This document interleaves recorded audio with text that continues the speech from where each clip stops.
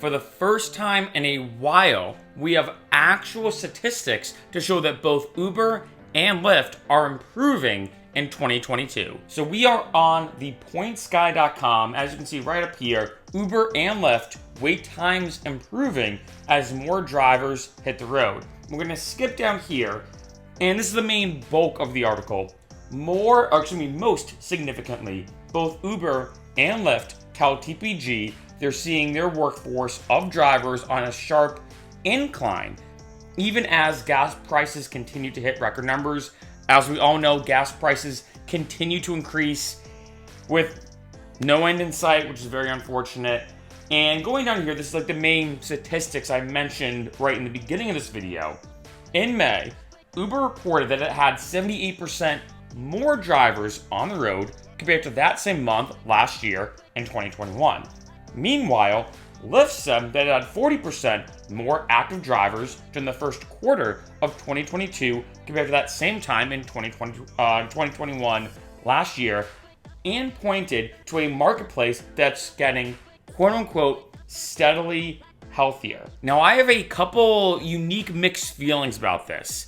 On one end, this is good, right? I will say, like here in LA and Los Angeles, I was in Austin, Texas for the month of March earlier this year. I will say that getting a Lyft and Uber is significantly easier than it was in the past couple years, right? In 2020, for the first time ever, I remember, let's say if I was just going to a friend's place just to kind of, have some social interaction, I would never see this where I pull up Uber or Lyft or both. I go to order one and it would just say, sorry, no drivers available. I'm like, what do you mean? Like, there's no drivers? Like, absolutely no drivers whatsoever. And then in 2021, it got a little better, of course, but you kind of got used to this thing, especially on Lyft. I noticed with Uber, it's a lot easier, at least here in LA. I know every city is a little bit different, but I feel like for the most part, a lot easier to get a ride with Uber than Lyft. On Lyft, it was very common to see limited availability, where it said, hey, there are drivers on the road, but just giving you the heads up, it's tough to say when you might get a ride. This is also why Lyft introduced a wait and save feature where you can wait. I think it's anywhere between, it kind of fluctuates when you order, but anywhere between like 5 minutes and 15 or even 25 minutes, saying within that window, your priority would be a little bit less, but it is you wait, you save money just because it's kind of tough with drivers. And now, especially in 2022, I've noticed it's significantly easier to get a ride. So on one end, that's good, right? On a positive note, that's good that for a lot of people taking Lyft and Ubers, for a lot of people using it, for their transportation to get to their job and back, for people using it, let's say if they're going out and they want to be safe and responsible and they don't want to be drinking, of course, Lyft and Ubers are a great option. So that's awesome that there are more drivers on the road and more drivers potentially signing up to drive or getting back into driving. On the other hand, though, right, getting the positive notes out of the way, on a negative note, and I guarantee every Uber driver and Lyft driver watching this video is thinking the same thing. Like, okay, there's more drivers on the road. Uber and Lyft are doing better, as I just showed you from that article based off the numbers and the statistics, which is great, especially Lyft mentioned that in the first quarter, and Uber mentioned that when it comes to May, or last month, or May of 2022. So the question comes up, why not the pay? Why is the pay not getting better, especially with this ridiculous fuel pricing? I already did a video, and this is kind of similar but kind of different, about Uber Eats drivers. If you drive for Uber Eats, you now will not, I can't remember the exact date, it might be soon, honestly, at least at the time of this video. I believe it's sometime around June or July, they will stop giving you an extra fuel surcharge to make up for how high the gas prices are. With Uber and Lyft, when it comes to the normal ride sharing aspect, they are still keeping that fuel surcharge in place, which is good, of course, but it doesn't even come close to covering how much more you're spending in gas. DoorDash already removed their fuel surcharge for delivery drivers. So that is a tricky thing that as Uber and Lyft seems to get better, as things, I don't think they're completely normal compared to the beginning of the pandemic, but they're definitely normalizing very, very fast. I've talked to a lot of drivers, like I said, when I was in Austin, like I mentioned earlier, here in LA, pretty much any single time I travel, I always ask, hey, what is it like to drive? I do that all the time.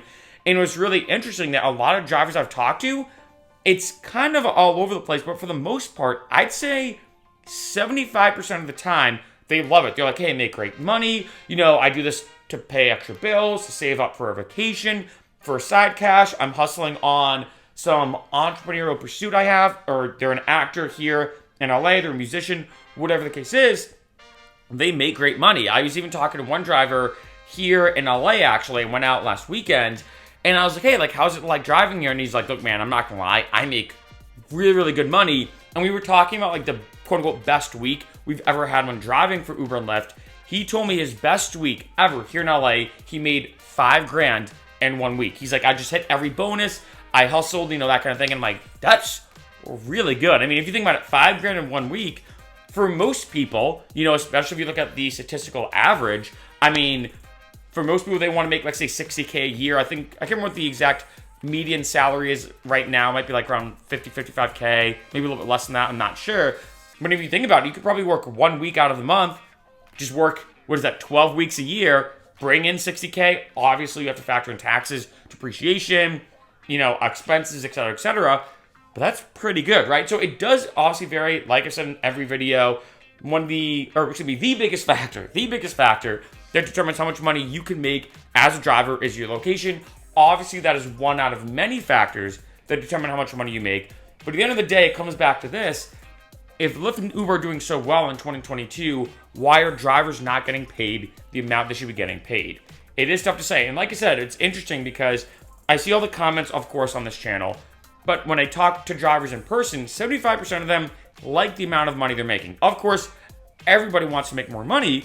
But for a lot of the drivers I talk to, especially when I travel all over the country and different parts of the world, a lot of the drivers like it, except Costa Rica. I mentioned that in the Costa Rica video.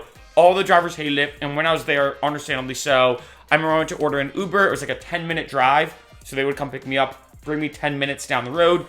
I think it charged them like it charged me $1.10. I have no idea what the Uber driver would get out of that. Maybe 60 or 70 cents, if that. I honestly don't know. So besides Costa Rica, though, most drivers that I talk to, like I said, a good amount of them like how much money they're making. However, though, it still stands that drivers, I think, are still not making the amount they used to make. And it brings up the question, with more drivers on the road, and this is always like a balancing act, right? It's a balancing act with people, like say passengers, like say me, for example, like say if I'm going out, for people wanting to spend the least amount of money on Uber, and Uber drivers wanting to make the most amount of money, right? There's no way that's going to be a perfect balance ever. That's never going to be a perfect balance.